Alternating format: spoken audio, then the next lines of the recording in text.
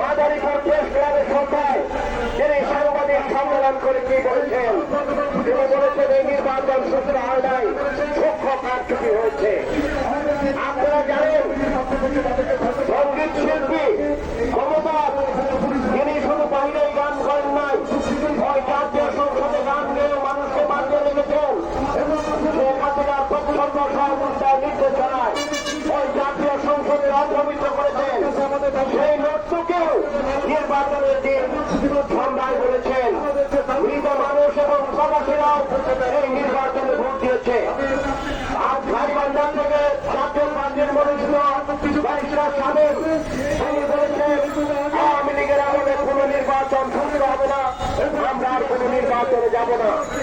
তারপরও আমরা যদি ধরি তৈমুর আলম খন্দকার যিনি আমাদের দলে ছিলেন, যাকে লোক দেখিয়ে আমাদের কাছ থেকে ভাগিয়ে নিয়ে নির্বাচনে অংশগ্রহণ করেছিলেন, তিনি কি বলেছেন?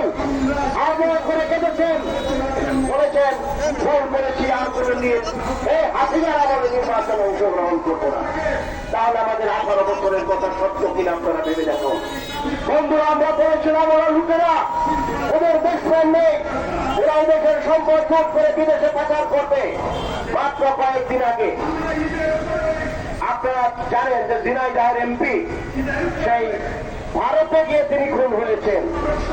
এখন তার কথা বেরিয়ে আসছে, ফলের বিড়াল বেরিয়ে আসছে, তিনি চোরাচালানির সাথে জড়িত, তিনি অস্ত্রবাদীর সাথে জড়িত, তিনি বিচ্ছিন্নতাবাদীর নির্দেশদাতা, তিনি অনেক হত্যা বোম খুনের আসামি ছিলেন। তার নামে 18টি মামলা ছিল, তাকে ইন্টারপোলে আন্তর্জাতিক ভাবে তার উপর নিষেধাজ্ঞা ছিল। কিন্তু আমরা কি দেখলাম? তিনি সমস্ত কিছু ম্যানেজ করে তারপরে নির্বাচন করে এমপি হয়েছে। এখন এই হলো তাদের আসল চেহারা। সুতরাং আমাদের পথ একটাই, আমাদের ঐক্যবদ্ধ হতে হবে, আন্দোলনের মাধ্যমে এই অবৈধ সরকারকে পতন করতে বাধ্য করতে হবে। আমরা দেখেছি পত্রিকায় আজিজকে নির্দেশনা দিয়েছে, সেনশন দিয়েছে সাবেক সেনাপ্রধান, সাবেক পুলিশ প্রধানকেও সেনশন দিয়েছে, তার সম্পত্তি বাজেয়াপ্তর কথা বলা হয়েছে।